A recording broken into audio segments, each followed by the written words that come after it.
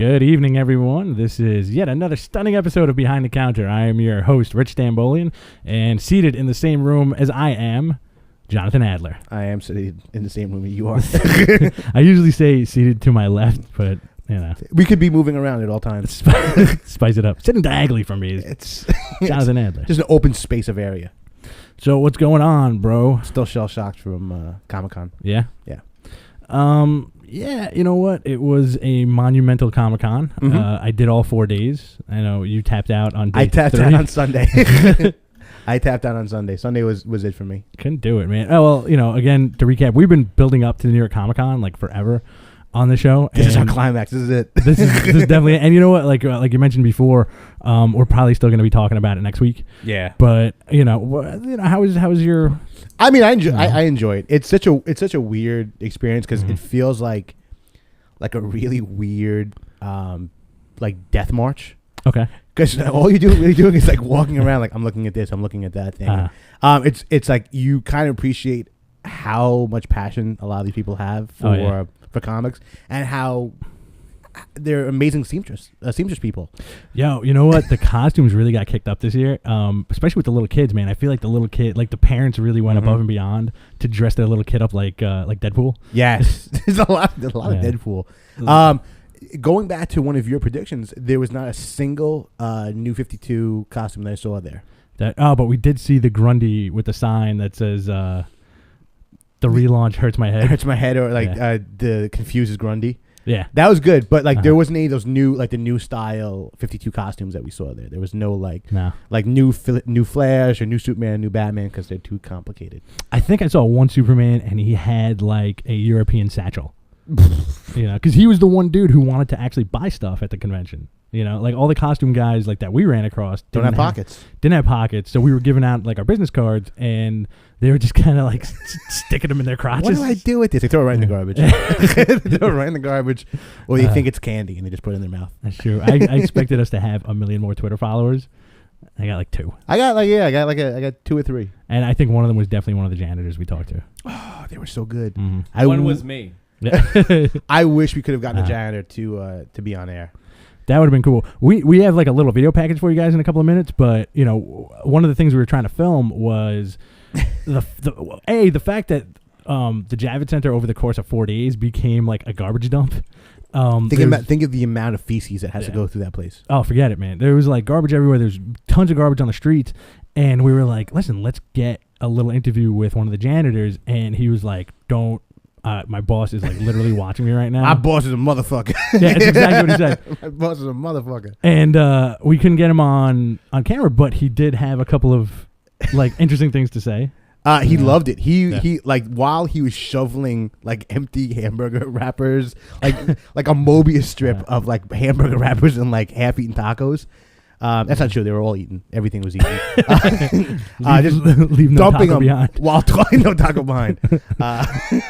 Just dumping it into garbage, and it's like he said he loved it. He said this is probably one of the more interesting times that they have, and they did look forward to this a great deal. They were completely, honestly, the most positive people that we talked to. I thought we were going to get a horrible presentation about how miserable comic book fans are, but they loved it. They were all about it. They really were. The one guy who was like, he's like, what do you think? Like, what do you think it needs? He was like, more chicks. There's a lot of chicks there, man. There was a lot of chicks there, man. I think the ratio is a little weird. I think it's just about even. Mm-hmm. It is a lot of cosplay girls too, man. Like a whole lot of cosplay this year. It's so popular, man. And anime people. A lot of anime people. And do you think a lot of those? Do you think a lot of those girls are there because like they want to dress up? Yes. Or do you think they're there because they're into comics? No, there's no possible way a lot of these girls are into comics. They saw something they liked. They wanted to recreate. That was my boyfriend told me he's gonna break up with me. No, there's trust me. There's girls there who are like really into this, like super, like their costumes are so well done that they have to. But it's more like the anime crowd. Like if there's chicks there, they love anime. They love manga and Scott Pilgrim and shit like that. There was a lot of Ramona Flowers. A lot of Ramona Flowers. It's an easy costume. Flowers is. We're both English majors. I was a film and TV major. I was at 1.2. Creative license on the word flower. I dropped out of Queens College. So tons of people walking around, and you know, like it really was such a passionate event. Also, people who have a passion for pushing, because there was a lot of that going on. The rudest group of people I've ever met in my life. Yeah. And it wasn't even rude. It was just like, you know, like you're not there. You're not there. You're gonna see one of the gentlemen we interviewed with, Ivan Brandon. Actually, you know, we got him on camera saying like he wishes people were just decent human beings and didn't shove you out of the way. The spoiler. You know? That is a spoiler. A spoiler for something we're going to show you in a couple of minutes. But it was awesome, man. If you have a chance next year, if you missed it this year, coming out to New York, check out the Comic-Con. It was actually, honestly, bigger and better this year. They really made such great use of the floor space. And, you know, even for people that we know that have never been to a convention in our life, like a few of our really good friends came, and they were honestly like, it went from normal people to being kind of caught in the headlights a little bit. Yeah, I mean, it's such a sensory overload of just like, oh my God, like it's endless. I can't believe these people. Yeah, that's the way I felt, and I love this shit, but it's a lot. It's a lot to take in. Yeah, Ralph and John, we're talking to you. Because it's true, man. Like, you know, like we've been down that road before, and we're kind of like, you walk around, you do stuff, but that was the first time where somebody actually turned to me and was like, "So what do I do?" You know, and you know what? Like I looked around and I was like, I don't know. I don't know what to do either. How many people do you think were there? 10. It was in a room about this big. No, I honestly maybe over the course of the entire weekend, or like one, like the max for one day. No, like the entire weekend. I would say probably like a good 250,000. No, that's great. You know, it was one of the largest ones that they've done so far in New York. Yeah. Those numbers aren't accurate, by the way. It could be way. I'm gonna say 500,000. I'm gonna say about 500,000 people there. I did want to stand at the door with a little census clicker, but they wouldn't let me. I did it with chicks' boobs though. You're gonna die single. You're gonna die single. You're gonna die single. Nah, man. Most people were shacked up there. Most people were couples. Yeah. A lot of nerd sex going on nowadays. I was in the city on the Sunday. internet.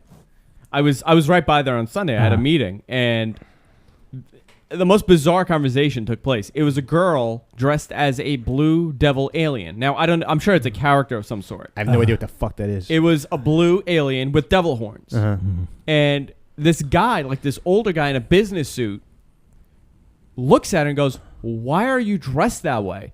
And rather than saying like, "I'm going to a convention, a comic book convention," she goes, "Well, I'm a Midnight Stalker alien being." And the guy goes, "That's great," and just walks away. And I go, you could have just made this guy's life a lot simpler if you said, "I'm going to a convention." And then like she started describing what this character does. And like his mind was going to explode. It was over. You can't talk to regular people. She's lucky. She's lucky she didn't walk into the guy who just woke up from a coma. When the guy's response would have been, "What the fuck? Do I shoot you now? Do I kill you?" There's a story in there, man. If that's the if you're coming out of a coma and that's the first place you end up at your Comic-Con. There was a dude when we were walking back to the car on the first night. There was like this old disgruntled guy in the middle of the street, and he was like, "What's happening? The misfits are here." He looked like he just woke up from a coma. Well, there was. I think the biggest contribution I really did was my Instagram feed. Oh yeah, it was great. The weird tits in front of the building, like the weird naked tits that we saw. Oh yeah. Remember the one you pointed out with the? It was like a weird blonde chick with her tits out. She's wearing like cargo pants. It's like that might be a dude. It might be a girl. He's not saying it like, oh, she's wearing something low cut. No, her tits were out. Like she had no shirt on. Like no shirt on in the middle of the day. Yeah. And remember you pointed that one out. There was an article about her. No shit. I don't think she was there for Comic-Con. No, she's not. Her bit is she's a topless photographer. And she's kind of androgynous, and no one really knows. Kind of like has a mustache, and she just like will do like paparazzi shit with her tits out, and like no one calls her out on it because no one's attracted to her. Or they're too afraid of her. She's gross. She's really like all the naked tits were gross. That's a pretty genius move, man. There were some hot chicks there. Yeah. There were some really really hot chicks. There were. And on that note, can we roll the footage, sir? Let's roll it. Yes, sir. All right. This is John and Rich Take Comic-Con. I'm Rich Stambolian. Jonathan Adler. We got one microphone. We're about to tape some shit right now. This is day one, starting at 4 o'clock on a Thursday afternoon, and we already have somebody dressed in costume. What's your name? Jenny. Jenny? Jenny. Why dress on the first day? Because I have work Friday and Sunday, and I made 4 costumes, and I don't have time to wear them. We get a little interview with Goku over here, too. Yes, as soon as I pick up my marble. Goku seems to have dropped his shit. That's a good way of saying it. They're saying that this is a professional day. I don't see any professionals here. Nothing very professional. I like his boots. I like the felt boots. So you're dressed as Goku from Dragon Ball. Yes, Super Saiyan Goku from Dragon Ball Z, the original one. Are the colors accurate? It's very darker orange than usual, but I got this from a figurine that I had when I was a kid, and the color was darker, and I liked it better, actually, than... Is the lip ring authentic to the Goku costume? Yeah, I think so. I think so, too. Very cool. Very cool. So, The back. take a look at that. It says, I hate everything. Comic-Con Day 1, behind the counter. We're going to be coming to you live every single day from here, live to tape. I think we have a gentleman here that has never been to a Comic-Con in his life before. Never. Sarah, what brings you to Comic-Con? I just want to see everybody dressed up. I love it. I love the people. Hey, this is Jonathan Adler behind the counter at the New York Comic Con 2011. Here with Ivan Brendan. Tell us what you're doing right now. Right now, this moment, I'm talking to you mostly. But no, I'm working on Men of War for DC, part of the New 52 line-wide relaunch. I think we're on issue 2. Just came out last week. Great book, man. Great book. Thank you very, very much. I first got into you when you were doing, Escape. I'm a big fan of like your espionage stuff. Like, Oh, thank you very much. Great job of doing like Nemesis. Real cool character. Yeah, it's my hope that and thank you very much. It's my hope as we go a little further into DC's new continuity that maybe there'll be a chance to revisit Nemesis a bit. That'd be awesome. I think you got the voice of the character really well done, and I really like the way that you just approach like modern day warfare. It comes across really, really well. Thank you very, very much. So I was telling you before, what is the thing that you really love about the Comic-Con? Well, in general, this particular con is it's my hometown show. We didn't have a show here for a long time, and now to have one that's obviously so successful and so. There's a level of enthusiasm, I think, here that isn't certainly not in anything matched on this coast. Like, it's just very. There are a lot of great cons out right now, but this is really just really inspires you in terms of the amount of fandom that is still out there, the dedication that people have to the medium. It's really great. We've been I've been here every year since the first year, and I try to twist the arms of as many of my friends from all over to come. So my house is like the halfway house for comic creators. So we end up the first year we had 8 people staying and from 3 different countries, and this year we got 2 or 3 people staying, and so it's That's tremendous that you're bringing together a whole community of people back to New York. Yeah, well, I mean, like I said, I think it's been an important thing. I'm also protective of. I think we try to do a lot of people visit New York and I think get a real false perspective of what New York is because they're hanging out in Times Square only, and so we try to go out of our way to act as sort of a de facto host. Yeah, exactly, and just show people, get people out of that. No, I mean, in addition to that area, see a little downtown and see some more interesting things that they wouldn't. It's a fun thing. The crowd ends up weirding me out, so I hide back here where it's safe. But beyond that, no, I mean, I love the people, but just the actual walking, I don't love so much. Well, yes, I had a little freak out where I actually got super claustrophobic and walking around the place, the whole entire place, and I came to RS Alley as the respite because it's slightly less crowded. Yeah, well, it's not even that. It's just it feels like there's a different tone. I feel like it's just more fandom over there, and I think the people who are really that come to RS Alley are much more passionate about it than a lot of the fly-by-night people who are coming here for something that's not comic book driven. Because I really feel like that needs to be brought home is that this is a comic book show first and foremost. Absolutely. Well, that's also. I mean, we were just in San Diego a couple months ago. And again, I love that show, and I've been going that for years. But it's just night and day. This is a comic event, and that is a much more of a multimedia event. And this is really, it's really guys are committed to, people who are committed to comics and to the form and to, it's really, really inspiring. So Tom, you've been doing conventions for how many years now? Too many years, about 20 now, as long as I've been in business. All right, what would you say is your favorite part about doing these shows? Counting the money on Sunday night. It's always Meeting people, movie stars, celebrities, meeting my customers that usually order by phone or the internet, getting face-to-face with these people, saying hello to the public and all my other dealer friends. It's more than just a business. It's really a social atmosphere, and it's a lot of fun. It really is. Excellent, excellent. We hear that. Now, you've been in business 20-plus years? Yeah, 21 years now. Would you be able to share any kind of, what's the secret to the success of Best Comics? If you don't have a passion for it to be in this business, it's not going to work. You really need to have a passion for the product and for the characters and everything that goes along with it. Every time they announce a new superhero movie, my juices always get flowing because not just for business, it brings back my childhood of when I wanted to see all my favorite characters in movies, and they never did very good ones. Now they do great ones. Very cool. So you heard it here, straight from a man who's been selling comic books for the past, 21 years? Yeah, and statues too. 21 years and statues. Best Comics International. What are you looking forward to this weekend? Meeting a lot of people, doing a lot of business, getting a lot of contacts, and socializing with a lot of people that, again, I've been talking to on the phone and the internet that I've never met before. We're here with Cullen Bunn. We are going to talk about his awesome book that really impressed me this year, Six Gun. Well, thank you. I'm glad it impressed you. Hey, I was afraid you'd sit here and say this book I really hate, and you just hit me in the head with a mic. No, dude. No, we're going to do that after the show. Oh, great. I've never seen a book, especially with a Western, that was really like combined that element of fantasy and, a Western, two of my favorite genres. The amount of characters you came up are fantastic. What's your real inspiration for this? Well, yeah, I think it comes from a lot of, loving a lot of Westerns growing up, loving fantasy, and just it's just a mashup of all these things I really enjoyed.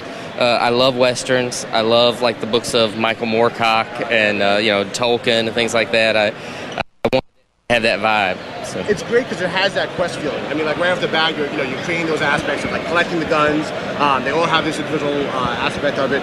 I love the four dudes that you came up with. They were kind of like the analogs to, like, the Four Horsemen. They were we call them the Horsemen. Yeah, we never say it in the book, but they're definitely the Four Horsemen. I always, whenever I see people do, like, the Four Horsemen characters, I always feel like they kind of struggle with famine and plague. Right. And you did an awesome job with them, like creating, like, the virus gun. Yes. And, like, the flames of perdition. Yes. Awesome. And the guns, when we first came up with it, the guns.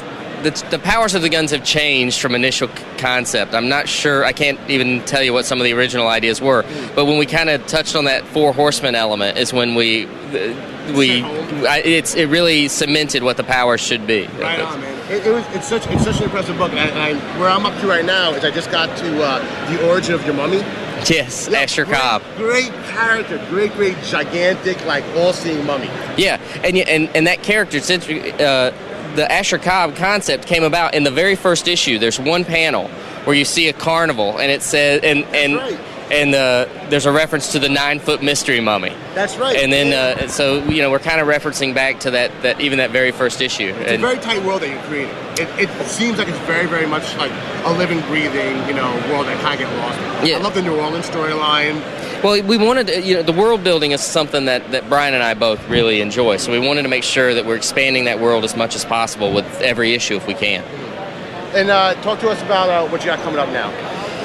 Well, with Six Gun, we're just entering, we're in our third arc right now. There's 2 more issues coming out in the third arc, issues 16 and 17. And then we go into a fourth arc with issue 18, which we're kind of trying to change things up. But we're going back. Drake Sinclair, our gunfighter, has kind of fallen off the map. And we really find out what's happened to him come issue 18. And a lot of people thought, Becky was, sort of this damsel in distress in the, when the first arc. Yeah, they will not think that about Becky after the fourth arc. If they think she is a damsel in distress, they have a different definition of it. Well, it's great because everyone has, like, levels of gray. I mean, there's no real true archetypes. Right. You see that as you go into the second storyline, you get to see the characters flesh out a great deal more. We're looking forward to Fearless. Fearless starts up this week. Yeah, so first issue comes out, and it's going to be a 12-issue series. I think it's it's sort of a travelogue of the Marvel Universe, but it's the most exciting, action-packed travelogue I could possibly imagine. There are... So the story follows Valkyrie and Sin, and they're both trying to collect these hammers that showed up in Fear itself. And that puts them at odds with each other, but also at odds with everybody else in the Marvel Universe. So in the very first issue, you do get to see Valkyrie just kick the ass of another Marvel superhero. So that's as close as I'm gonna reveal. I'm looking forward to it. Definitely have something picking up this Wednesday. Yep. Right. Thank you. Anything you want to close out with? If I think if people are at all interested in Six Gun, the first issue you can read it online for free. The entire first issue is out there, and check it out, because I think it's something that a lot of people have said things like, oh, I'm not sure I love Westerns, and then they come back to me always and like, oh, I don't like Westerns, but I love this. So I think it's a book I think people should definitely check it out. I recommend it to everyone that I know reads comics, or I don't even read comics. Yeah, because it's kind of going between all the genres. And keep that up, man. Awesome, man. Awesome. Thanks, man. Thanks. Oh, Dave, how you doing? I am doing excellent. Coming up, it was John Byrne and Mike Golden. Mike Golden probably was the first comic I bought when I started buying comics again as a kid. It was like Micronauts number 5. And I bought it because I was actually buying Micronauts toys at the time.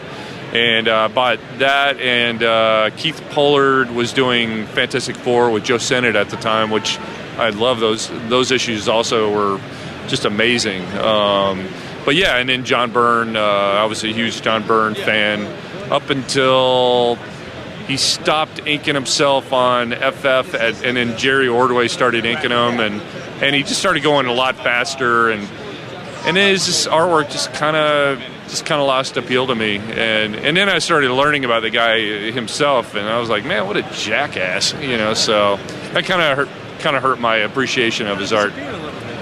Yeah, well, I mean, you kind of run your course, but if you start going backwards in your art, I mean, what do you expect? I mean, he wasn't moving forward; he was moving backwards, and kind of completely running on autopilot to the point where it was just like, it almost looked like he was drawing everything with a template. I mean, he was so used to, I don't know. It became more about this, just getting a story out than actually doing some cool art. I grew up in Atlanta, Georgia. So I joined the studio with Brian Stelfreeze, Adam Hughes, Cully Hamner, Jason Pearson, Tony Harris, Joe Phillips, and we were all in one big studio, and that's where I got a lot of contacts and learned a lot. Just grew as an artist. Yeah. Anything you want to plug? Spaceman, Vertigo, Brian Azzarello, Eduardo Riso.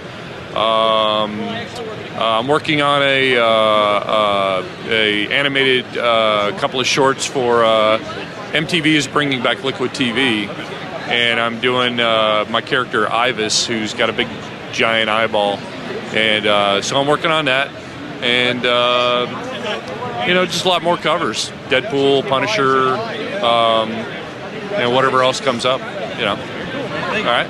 Really appreciate it, man. Two of the best Captain Americas I've seen here. Which one of you are the tougher Captain America?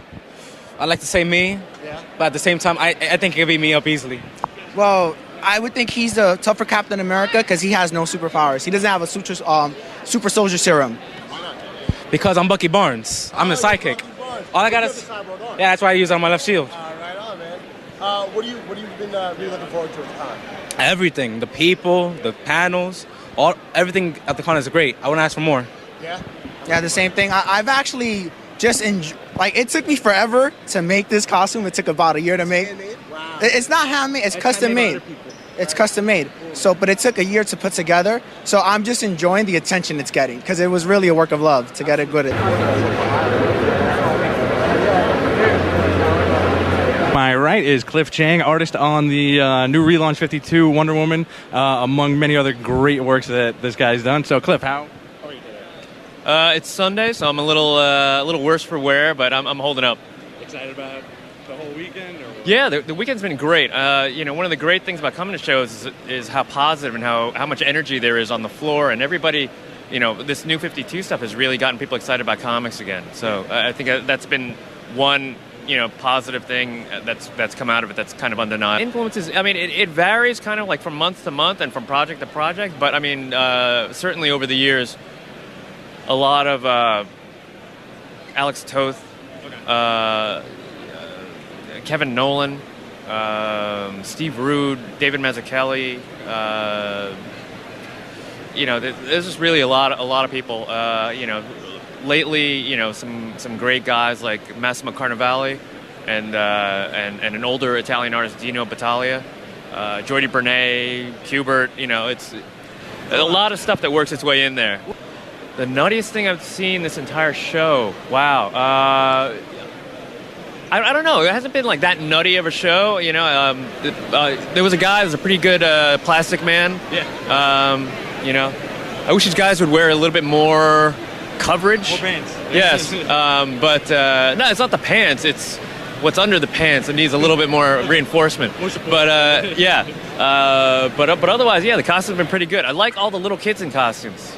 Little kids in like a little Thor helmet or like a little totally buff little Captain America running around. Those are awesome.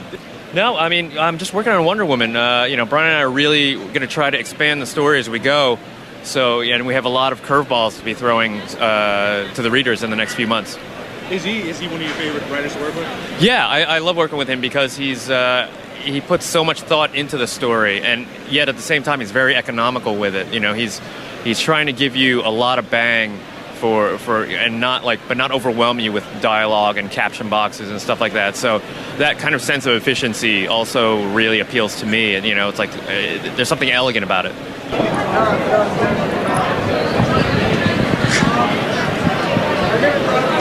Boss man. I'm standing here at the New York Comic Con 2011 with Dan Panosion, artist extraordinaire. So how you doing today? I like the extraordinaire part. Yeah. Good. I'm doing well. Thanks. Great to hang with you guys. Cool, man. Cool. Growing up, I really loved John Buscema, Joe Kubert, Neil Adams, and then probably when I was a teenager, I was really into John Byrne for the most part. So those guys. All the classics, and I got an opportunity early on to work with Neil Adams, and he really helped me out quite a bit, and very fortunate. I still think about things the guy told me when I was 21 then, so it was 20 years ago. Very cool, man. Yeah. He is a booth. The guy's got his own car. Maybe he rode in on it. Who knows? Yeah. He's a cool guy. Yeah, very interesting guy, extremely talented, influenced so many people. These days, guys like Dave Johnson, I look at. There's so many guys inside and outside of comics that's just doing illustration that I love. Jorge Safino, I really like. But you know what? I love people watching, and it's just amazing. Like, you will not get bored watching everybody go by. It's fantastic. Crazy shit you saw the whole weekend? Oh, I don't know. There's some weird stuff here. I don't know. Do the guys get it?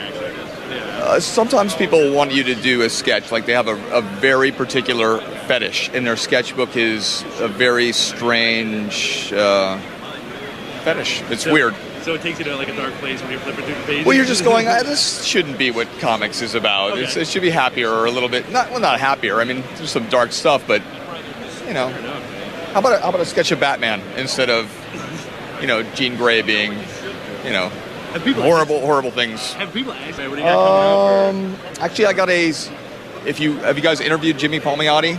No. All right, I'm going to be working with Jimmy at DC. I don't know if I'm allowed to say what, but he actually wrote a Jonah Hex story that I'm in the middle of finishing. But we have another project that's coming out with that new 52 launch, and Justin Grays is also writing it with them. I'm doing covers over at Boom, Irredeemable, and another secret project. There's all sorts of secret projects, apparently. I just finished up 2 issues of Conan for Dark Horse, so we're waiting for those to come out. Who's the writer on it? The writer is Roy Thomas. Okay. So it was a thrill to be able to work with him. Yeah. It's a classic. Yeah, and it's just the old Marvel plot outline, so You just get a plot, and then you can kind of interpret it, which is a lot of fun. They don't do that too much anymore. Yeah, so issues 9 and 10 of Road of Kings. Very cool. Yeah. I think we're good. Yeah, all right. I Appreciate love it, your show, by the way. It's very fun. Thank you so much. The interaction with those guys. You guys are really having a good time. Hey, this is Jonathan behind the counter with Domingo, Zangief, whatever. Alex. Venom. Johnny Cage. Casey. So what brought you guys here for the Comic-Con, aside from the costumes? Chicks. Chicks, yeah? Yeah. Do you feel it's a big attraction? I feel that New York has the best looking chicks and costumes. You guys from New York? No. Where you guys from? Jersey. Jersey? Right on. And how have you been doing with the chicks so far? I got 3 girls' numbers right now. Right on. I web him. I just web him and take him. Just web him. Well, the tongue seems like it's gonna work pretty well. I knock them out with the power driver. That's it. They're done. They just look at me. And they don't have to answer your name. So Yeah, they don't. Johnny Cage. It's right on my chest. Right on. All right, guys, cool, man. Enjoy the con, dude. How is the con treating you so far? Hi, Rich. The con is treating me really well. It's really, really busy, so that's always good. I've had a great time here so far. Like I say, at every convention, I really haven't seen anything because I work at a table and I make my way to signings and back to this table. But it looks like it's a huge success. Oh, wow, that's a great question. Well, in Chicago, the fans are very familiar to me because I've seen them year in and year out over and over and over again. I would say there's a lot more cosplayers here. Not that there aren't any cosplayers in Chicago, there are a lot, but this just seems to attract just a lot more than I've seen before. It's becoming a huge thing. Yeah, it's really my favorite thing is to see everybody standing in line and just dressed up, excitedly waiting, dressed in their costume without any discomfort, embarrassment, reservation, heat. It doesn't deter you. Cold doesn't deter you. I've seen people out there in conditions that are both extremes, but the only thing that it's like, gee, look at that giant Bigfoot and or Transformer in the huge sun or in the freezing cold, standing there, smoking a cigarette or whatever. We're a passionate lot. Yeah. Oh gosh, yeah. Well, fans, anybody, people that look down on comic fans or gaming fans, or I call them nerds and geeks, any place I've gone for any kind of convention, conference, music fans, rabid fans. Just because you can sit in your car and listen to music and be a casual listener to music, if you have a music convention, you have or heavy metal fans, you have these extremely avid fans that are just as avid about that, or sports fans. Hey, jocks, don't get all up in our grill about, dressing up like this, face painters, cheeseheads, guys that take your shirt off in 42 degree below zero because you're cheering the Vikings on or the Jets or whatever. Don't call us geeks. You're just the same type of geek, except you have a different thing that you like. So, if you're willing to, if you're that passionate about something, that's your thing, and good for you. I'm having an app made, so hopefully within the next month or so, there'll be a way for you to get a Jilly Jill, which is going to just have comics by me that you can upload. The first story will be a Scary Godmother story, and then I plan on doing whatever else type of stories I like, or maybe a series of paintings that could be up there that you can upload, Magic Trixie stories, and then eventually when I get enough material together, I want to put out, just a book of, short, I could have different types of things, that maybe I would have enough all ages material for another book, or maybe I would have enough serious stories or haunted stories or something to put out a different type of book. So I'll be doing that. All right, I'm making stuff. If you're watching this, Jill Thompson, fantastic artist. Do what she says, or she'll come after you.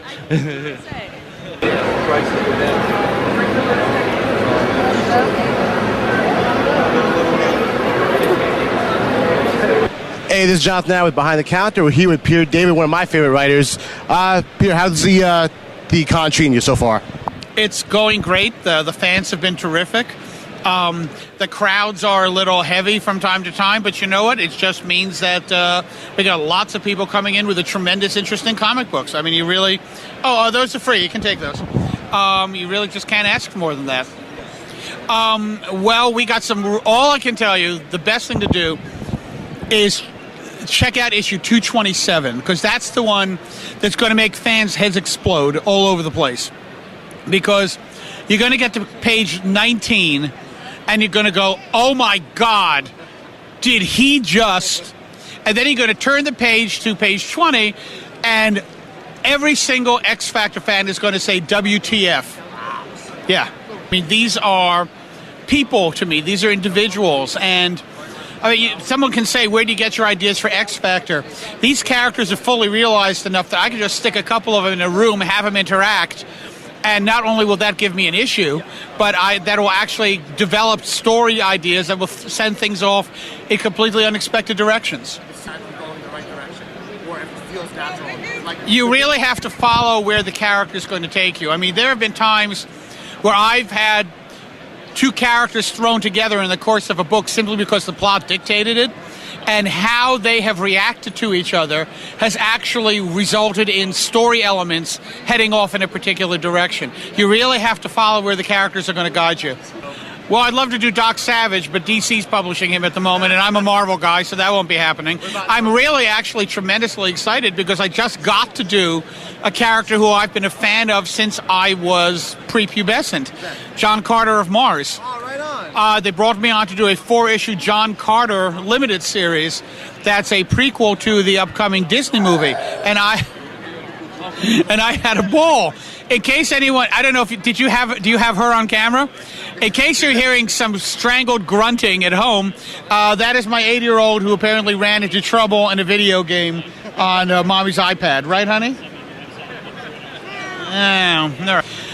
Well, let's see. It's not comic book related, but I have an endeavor that I've embarked on with 5 other writers called Crazy 8 Press, in which we're putting out our own books, our own novels.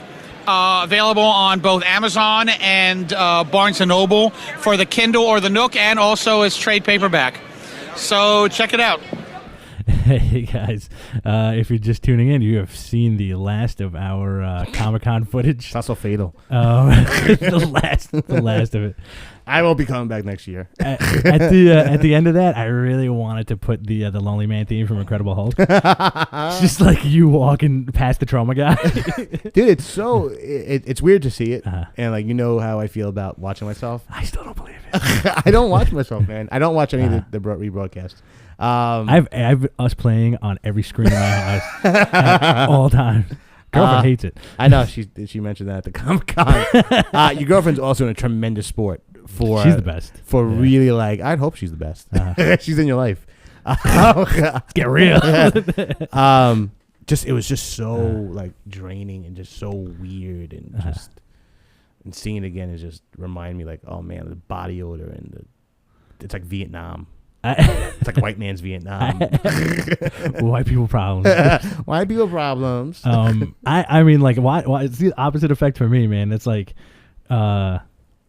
Comic-Con is like your green kryptonite. It is. I think there's nothing more draining. Like I said, it's like the Trail of Tears. Mm-hmm. It really is like a weird thing of just kind of walking around, and like you saw, like, I'd break away at points because I'm losing my goddamn mind. Yeah, that is true. That is true. And I want to take pictures for Instagram. You did a good job with the Instagram stuff, man. See, Comic-Con to me is like whatever kryptonite makes dude stronger. Blurple kryptonite. Popeye. You want to talk some comics? Why not? All right. Let's go right into it, folks. That's also my new thing. I wish I had the character for the convention. The abrasive guy who is really good at social media. Why don't you fucking follow me on Twitter over here? We should do that. I think next year we should definitely come in character and like not be Jonathan Rich and like be like old-timey reporters or like the social media guy would be awesome. Yeah. Can we be Don and Mitch? Don and Mitch? Yeah, I'm Don and this is Mitch. And we're wearing underwear right now. Hey, follow this Twitter feed, lady. Twitterfoot. Wonder Woman #2 came out this week. What a book, man. Sick. I think this and Batman #2 probably my favorite. Yeah. New DC books this week. Like I was saying to you before, I think it's very, very difficult to do a strong number one. Wonder Woman definitely had one of the stronger ones. Yeah. The second issue is awesome. The art is beautiful by Cliff Chiang, who was on our wonderful presentation. But what's great is how weird they make the gods. Like first Hermes, like a weird bird person. What was her name? The one on the cover. Oh man, she's Strife. Strife, yeah. Which is not her regular god name, but because it's just too complicated. But there's like weird. They make like the gods into just like weird incestuous. Like they're constantly talking about how Zeus is banging chicks, and they did a good job making Paris Island look great. Yeah, it's awesome, solid book. It's really cool. Touching on what you said about making the gods all crazy, it really makes it seem like it infuses that element of like the old epic poems where the gods are just complete and utter pieces of shit and backstabbers. Yeah, and you kind of see that come out with this where Strife is telling Hera to destroy everything, and she's trying to make her mad by saying, hey, like maybe if you were better, Zeus wouldn't sleep with everybody. I'm gonna have to go down to Earth and stop this. And then you have like the little kind of reveal at the end, which leads into the next issue, I think the New York Times broke the story like last week. I think the next couple of issues, I think it's the fourth issue is they're actually focusing on, but definitely they're talking about how Wonder Woman was shaped from clay. And in this one, they're kind of revealing that she's going to be the daughter of Zeus, actually. I don't know, man, but the way the issue ended, I think it's going to be a red herring. And it's just going to be Strife trying to screw everything up, I don't know. But it would be cool if Wonder Woman was Zeus's daughter. It makes a lot of sense. It does. I always like the baby made of clay thing, though. Hippolyte is a blonde in this now, too. Yes. To differentiate the two of them, because you really can't differentiate between two curly-haired, black-haired women. Yeah. I also like the fact that Strife really remind me of Desire from Sandman. Delirium. No, Desire. Desire. Delirium was the little girl. Desire was the one that was always starting shit between everybody. Oh, okay. I thought you meant like her look. No. Well, kind of, sort of, because she was always kind of androgynous. Right. Okay. But it was an awesome book, man. It was an awesome version of the Greek tragedies and the Greek myths. But what's cool is that no togas. Not a single toga to be found. Yeah. And what was really cool too is that the entire I think this is more like leaning towards more of an adult book, because as soon as they get to Paradise Island, the innuendo, man. They say cockless in the book, and they didn't bleep it out or anything. They didn't Well, because they refer to it as a was it like a cockless hen house? Yeah, but a rooster is a cock. No, I know, but it kind of like. I very rarely do a double take in a comic book, but definitely like seeing cockless in a DC book is weird. Well, there's a lot of like weird sexual innuendo and tension here. Like when a woman gets there and she fights like the big redhead. Yeah, all they do is wrestle each other. And she says, "How many of your other bits have gotten rusty?" Yeah, it's very interesting. Oh, Wonder Woman. One of the most interesting versions of Wonder Woman in a long time. It really is. It's such a great self-contained little book, and I'm glad that nobody showed up from the regular DC universe yet. Yeah, or any mention to it. So it's very good. It's a solid read. Definitely pick it up. It's a really easy book to get into. Yeah, absolutely. Hats off to Azzarello and Chiang. I don't have a hat. Invisible hats. Batman #2 also came out this week, which was pretty fantastic. Awesome. Yeah. This is I think this comes the same week that I've been playing Batman Arkham City religiously. Oh yeah. So to read an awesome Batman comic where it's just like dudes getting thrown out of buildings, you got a new bad guy, you've got like incredible opening where they're talking about Wayne Tower, and the construction of all the gargoyles around it, the 12 gargoyles that all represent a different guardian of Gotham, started by one of Bruce Wayne's ancestors. It's an amazing book. It is, and you also have the introduction of a new cadre of villains. I forgot. I want to call them the Evil Owl Society. They were like the something owls. Yeah. Something like the Gallery of Owls or the Dudes with Owls. Yeah. Well, and then the Owlry, and then Batman saying that they're a myth. They don't exist. Like, that was cool. I was very adamant about like this. There's no way they can exist. I know everything about Gotham. I know all the stories of Gotham. And then Gordon turns around and was like, "Everybody thought you were a myth too, buddy." Oh, that's true. Yeah, that's true. So it's a really cool book, man. And you have like great art by Greg Capullo. If you guys are Spawn fans, I would like to see him get replaced. And yeah, I dug it, man. Like I liked it. Yeah. I really enjoyed it. I just no, it is. I think it's because I associate Scott Snyder with Detective. detective, and it had that very distinct darker thing. I would like the book to be a bit visually darker. Okay. That's it. All right. And I don't think Rick Capullo is going to be longer than 6 issues for some reason. Yeah. Like when I read this issue, I put it down. Like I don't think Rick Capullo is going to be sticking around. They got to get somebody like I want to see. I think one of the Nguyen's. Yeah, man. Or Cliff Chiang. Or Cliff Chiang, man. Put that guy in every DC book. I want Francisco back. Yes, I want Francisco on that book so bad. Yeah, he's doing too many Lovecraft covers right now to be bothered. Well, I think with the masthead Batman book, you need somebody who can nail like the insane action, because it seems like it's really ramped up in this. Like, you know, you have that one scene of Batman jumping onto a train with his motorcycle and then jumping into a helicopter and crashing into the helicopter window. Yeah, I mean it's visually dynamic. It nails its action scenes. It's just unusual to see such a clear version of Batman. But listen, they know better than I do. That Batman is the biggest selling book that they have right now. Number one was one of the biggest. I think the biggest book last month. Batman. Batman just walked in. What's up, Coco? It's always so distracting when you show up, man. All right, he doesn't have a microphone. No, so. Can never talk to him. You're right, Rich. I'm going to give you money later. All right, Justice League #2 also came out this week. I hated the first issue. I really enjoyed the second one. Same here. I did like the old school on the first issue. No, I think the biggest testament to what they're doing with this is how much they've changed Superman's personality. I love this cocky, like, kind of like a dumb strong man. The brash Superman, yeah. He's such a, because you know what, I've always had a problem with Superman where he's just kind of like milquetoast and kind of like middle of the road character, and just like he always did the right thing. He's not doing the right thing in these things. No. He's very impulsive, and it's awesome. Well, they made him more man in this than Super. Yeah, you know, it's good, not. I like that. It's not the you do the house ads for them. You want to see a comic where there's a man more man than Super? Superman. I'll be the DC Carnival Parker. Yeah, you have him showing up on the scene, and like he was raised as a human being for the most part, which is I mean like he was raised as a human being before the relaunch, but you really get more of a sense of it where he's just a guy. And also like the alienation factor really played up in this, where he really feels like he is the only one that is you know of his kind. I really enjoy it. There's some great Batman stuff in it. They really do a lot of stuff with Flash in this.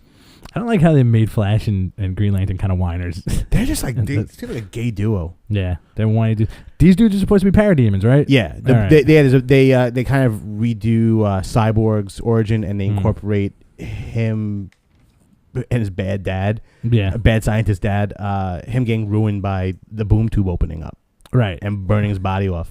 And that's something that like I really think is gonna have like a nice build up, because I always enjoy the New God stuff. I do, and you know what? It feels like it's been off the table for so long. It's going to be fun to get back into it. I'm anxious to see what the new look of Darkseid's going to be. It's probably going to be pretty cool. You know? I don't know about that. I'll go. I'll go pretty cool, because you haven't seen anything about it yet. You know. Yeah. And I was a big fan of the Final Crisis Darkseid, where it was my favorite one. Like the more human looking Darkseid with the metal thing. He had like chin. that weird cyber chin that he had. Yeah. I love that design. I thought it was so cool. I loved all the New Gods designs in that. Which one was that? Was that Final Crisis? Final Crisis. Yeah, Final Crisis. Yeah. Yeah, all the new and I love that Mr. Miracle. Oh, so cool. The what's his name? Norman Smiley? Norman Smiley, the second Mr. Miracle. I don't remember that guy's name. Yeah. They had Jew names. Shiloh or something like that. Shiloh Norman. Terrible. All right. Well, I'm a Semite. A lot of I'm a tribesman. I can do that. A lot. Stay tuned next week for the Gentile and the Jew. We're doing Fiddler on the Roof and comic book costumes next week. There's a couple of other new DC books. Birds of Prey, good. Supergirl #2 also came out. It was all right. They kind of make her. I for some reason I was getting so incensed by reading it, because I'm like, they're making her such a dumb jerk.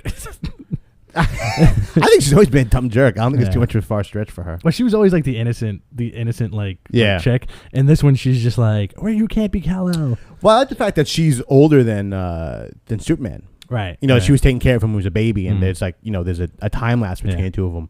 So now she's, he seems like the visually older one, and she's the younger one. But it's cool. It's a good book. I guess. I gotta admit, the Superman costume is growing on me a little bit. A little bit. Like the more I see it, it's you're kind of starting to accept it, and then. Like I get into this mode. Like yesterday, I had the day off, and I was like reading comics, and then I had like a big stack of new comics and like some older comics that I haven't got to yet.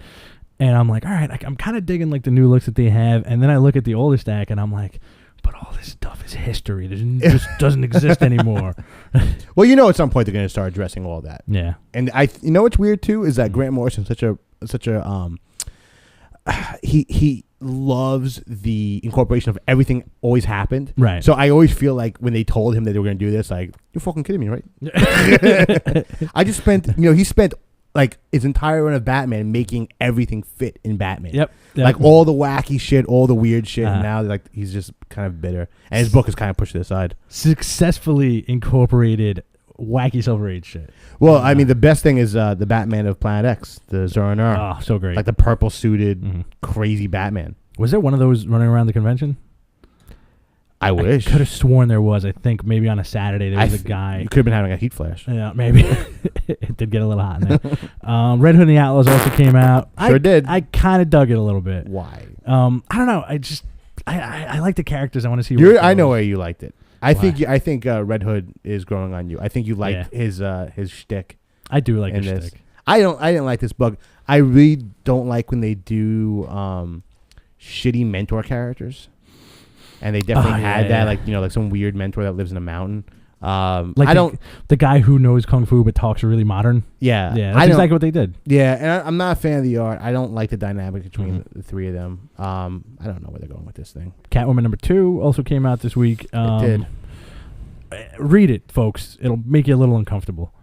Which is what you want out of comic books. It's what you want out of a Catwoman book. It's, I mean, like that became like a guilty pleasure after issue #2, and not even because of the gratuitous like TNA. I just kind of want to see where it's going, and it's almost like looking at a car wreck. Not to knock the book, but it's like you get that feeling, where you're like, all right, I kind of don't get what's going on. I kind of want to see what happens. She has weird Batman sex for like the first 6 pages, and then she dresses like a debutante, and then Bruce Wayne hits on her. It's really weird. I kind of want to see where it goes. Let's see what else we got. No more DC stuff right now. Thank God. Do some Marvel. Do some Marvel. Loved it. Yeah. Loved Fear Itself. Fear Itself #7 came out. Fantastic book. Yeah. This book got shit on by a lot of people. It's a big book. It's like 50 some odd pages. It's a $5 book. Yeah. What do you have in this book? You have the end of Asgard as we know it. You have the death of Thor. You have the death of the Serpent. Which is really interesting because you're going to get a lot of his after story in Journey into Mystery and the Thor book. Because since Thor's dead, they really can't focus on Thor anymore. So it's a lot of flashback stuff. A lot of cool action stuff. I would have liked to have seen more with the weapons. I know they kind of had to get through a lot of stuff in this book. Yeah. I love the previews at the end to see where they're going with all this stuff. The 7.1, 2, and 3s. Yeah. Well, no, the last few pages, right, yeah. the Hulk. There's the whole end of the thing. There's a lot of epilogues where they're showing how they're leading into the Fearless miniseries, the Battle Scars miniseries. You've got Hulk splitting into 2 different characters. Right. Bruce Banner and Hulk into 2 separate entities. It's a cool book. I loved it. It is. It's a really good. If you want to pick up like a good series, like they're all still available.